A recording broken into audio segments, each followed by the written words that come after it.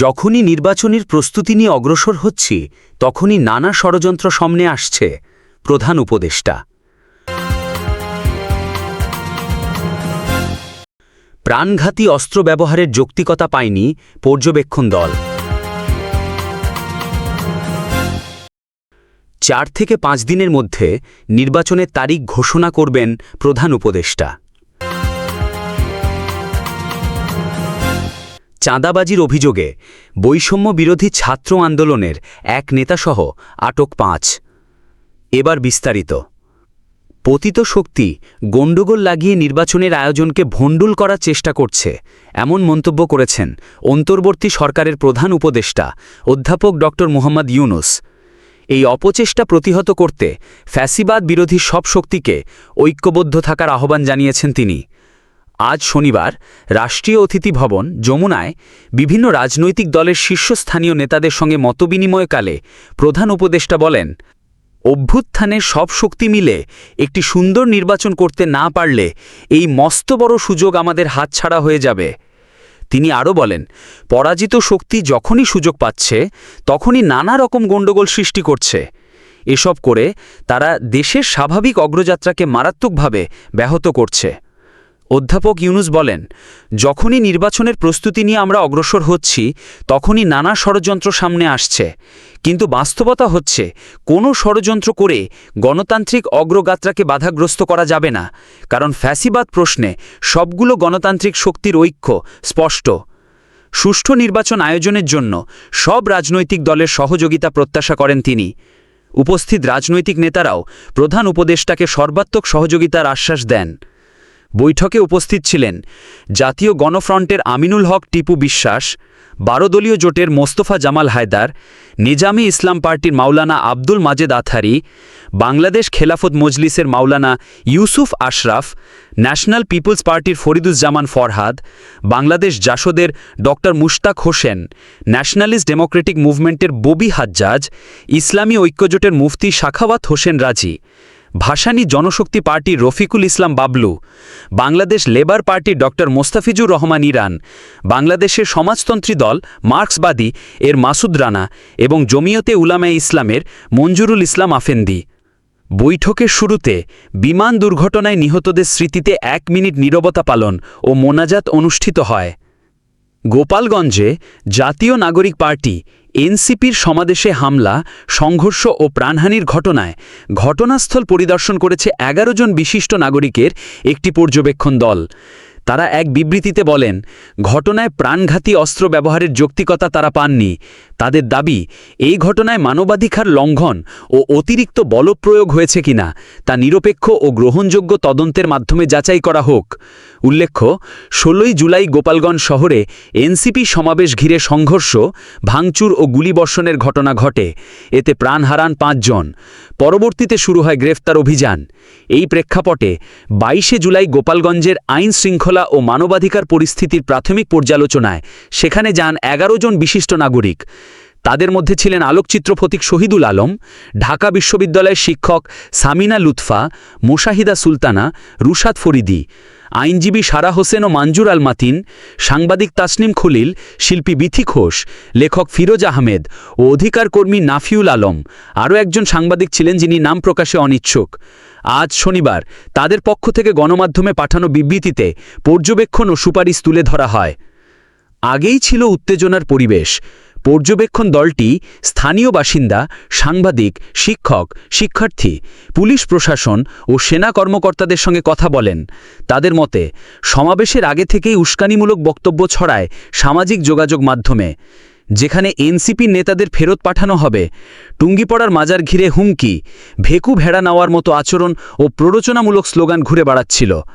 আওয়ামী লীগ কার্যক্রম নিষিদ্ধ ও এনসিপি উভয় পক্ষ থেকেই ছিল উত্তেজনার বার্তা। সমাবেশের দিন ও ঘটনার বিবরণ। পর্যবেক্ষণ দলের তথ্য অনুযায়ী সমাবেশ শুরুর আগেই প্রায় 40 থেকে 50 জনের একটি দল মঞ্চ ভাঙচুর করে। পুলিশের গাড়ি পোড়ানো, ইউএনওর গাড়ি ভাঙচুর ও কোটালীপাড়ার সড়কে প্রতিবন্ধকতা তৈরি, এসব ঘটনা ঘটতে থাকে। এনসিপির পক্ষ থেকে দেওয়া মুজিববাদ মুর্দাবাদ স্লোগান স্থানীয়দের উত্তেজিত করে তুলেছে বলে জানিয়েছেন অনেকে। প্রায় 5 থেকে 7 হাজার মানুষ সেখানে জড়ো হয়। সমাবেশ শেষে এনসিপির নেতারা গাড়িভর নিয়ে বের হলে লঞ্চঘাটের কাছে উত্তেজিত জনতা হামলা চালায়। পুলিশ কাঁদনে গ্যাস ও রাবার বুলেট শেষ হয়ে গেলে পিছু হটতে বাধ্য হয়। পরবর্তীতে পাশের জেলা থেকে ফোর্স ও রসদ এনে পরিস্থিতি সামাল দেওয়ার চেষ্টা করে পুলিশ, কিন্তু সরকারি নির্দেশে প্রাণঘাতী অস্ত্র ব্যবহারে বিধিনিষেধ ছিল। সে সময় পুলিশের সহায়তায় এনসিপির নেতারা আশ্রয় নেন পুলিশ সুপারের কার্যালয়। জনতা সেখানে গিয়েও তাদের ঘেরাও করে। প্রত্যক্ষদর্শীদের ভাষ্য অনুযায়ী পরিস্থিতি নিয়ন্ত্রণে সামরিক বাহিনী গুলিবর্ষণ করে। নিহতদের বিষয়ে পর্যবেক্ষণ দলের দাবি, সিসিটিভি ফুটেজে দেখা যায় দীপ্ত সাহা গুলিবিদ্ধ হওয়ার সময় অনস্ত্র ছিলেন। অন্যদিকে নিহত কিশোর ইমনের পায়ে গুলি লাগলেও তার মৃত্যু হয়, যা স্পষ্টভাবে তদন্ত করা প্রয়োজন। রমজান কাজী নামের আরেকজনকে পড়ে গেলে মারধর করা হয় এবং পরে পিঠে গুলি করা হয় বলে উল্লেখ করা হয়েছে। হামলাকারীদের কাছে আগ্নেয়াস্ত্র থাকার প্রশাসনিক দাবি সত্যতা পায়নি। প্রত্যক্ষদর্শীরা শুধু দেশীয় অস্ত্র ও ককটেল বিস্ফোরণের কথা জানান। পরবর্তী পরিস্থিতি, গোপালগঞ্জে ১৪৪ ধারা জারি করা হয়। পুলিশ জানায় প্রায় ৩০০ জন গ্রেফতার হন। গণমাধ্যম বলছে ১০,০০০-এর বেশি মানুষের বিরুদ্ধে মামলা হয়েছে। এমনকি শিশুদেরকেও সন্ত্রাস দমন আইনে গ্রেফতার করে পাঠানো হয়েছে সংশোধনাগারে। তদন্ত ও কমিশন নিয়ে উদ্বেগ। সরকার ২৪শে জুলাই একটি ৬ সদস্যের তদন্ত কমিশন গঠন করলেও সেখানে অভিযুক্ত বাহিনীর সদস্যরাই রয়েছেন বলে উদ্বেগ প্রকাশ করেছেন পর্যবেক্ষকরা। কমিশনের কার্যপরিধিতেও গুলিবর্ষণ বা গণগ্রেফতারের কোনো উল্লেখ নেই। সুপারিশ, পর্যবেক্ষণ দলের বিবৃতিতে ৮টি সুপারিশ তুলে ধরা হয়েছে। আওয়ামী লীগের কর্মীর দ্বারা সংঘটিত হামলার নিরপেক্ষ তদন্ত করতে এবং অপরাধীদের দৃষ্টান্তমূলক শাস্তি নিশ্চিত করতে হবে। ২. রাজনৈতিক উস্কানিমূলক বক্তব্য বন্ধে সব দলের সচেতনতা জরুরি। ৩. শিশু কিশোরসহ সবার আইনগত সুরক্ষা নিশ্চিত করতে হবে। ঢালাও গ্রেফতার বন্ধ করতে হবে। ৪. প্রশাসনের প্রস্তুতির ঘাটতি ও গুলিবর্ষণের যৌক্তিকতা খতিয়ে দেখতে নিরপেক্ষ তদন্ত জরুরি। ৫. অভিযুক্ত বাহিনীর সদস্য ছাড়া কমিশন পুনর্গঠন করা দরকার। ৬. গুজব ও প্ররোচনামূলক বক্তব্য বন্ধে সচেতনতা বাড়াতে হবে। ৭. মানবাধিকার কমিশনকে সক্রিয় করতে আইন সংস্কার প্রয়োজন। ৮. নিরীহ কেউ যেন হয়রানির শিকার না হন এ নিশ্চয়তা দিতে হবে। আগামী ৪ থেকে ৫ দিনের মধ্যেই ত্রয়োদশ জাতীয় নির্বাচনের নির্ধারিত তারিখ ঘোষণা করবেন প্রধান উপদেষ্টা অধ্যাপক ড. মোহাম্মদ ইউনূস, এমনটি জানিয়েছেন ১২ দলীয় জোটের সভাপতি মোস্তফা জামান হায়দার। আজ শনিবার প্রধান উপদেষ্টার সঙ্গে ১৪টি রাজনৈতিক দল ও জোটের প্রতিনিধিদের এক বৈঠকের শেষে এক সাংবাদিক সম্মেলনে তিনি একথা বলেন। মোস্তফা জামাল হায়দার বলেন, আমরা সুদীর্ঘ আলোচনা করেছি প্রধান উপদেষ্টার সঙ্গে।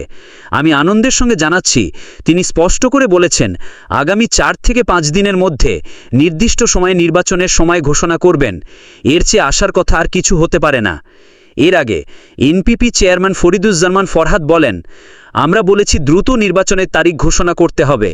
তারিখ জানিয়ে দিলে অর্ধেক সমস্যা এমনিতেই সমাধান হয়ে যাবে। সুষ্ঠু নির্বাচনের জন্য প্রয়োজন আওয়ামী লীগ ফ্যাসিস্ট সরকারের পৃষ্ঠপোষকতায় প্রশাসনের গুরুত্বপূর্ণ জায়গায় অবস্থানরতদের সরিয়ে সেখানে উপযুক্ত লোক বসাতে হবে। তিনি আরও যোগ করেন, জেলা প্রশাসক, ডিসি, পুলিশ সুপার, এসপি সবাইকে মাঠ পর্যায়ে যাচাই করতে হবে। পাশাপাশি নিষ্ক্রিয় উপদেষ্টাদের বাদ দিয়ে সক্রিয় যোগ্য ব্যক্তিদের দায়িত্ব দিতে হবে। বাংলাদেশ খেলাফত মজলিসের সিনিয়র নায়েবে আমির মাওলানা ইউসুফ আশরাফ বলেন, আমরা বলেছি ফ্যাসিবাদের বিরুদ্ধে সবাই ঐক্যবদ্ধ, তবে অন্তর্বর্তীকালীন সরকার যেন কোনো মৌলিক সিদ্ধান্ত না নেয়।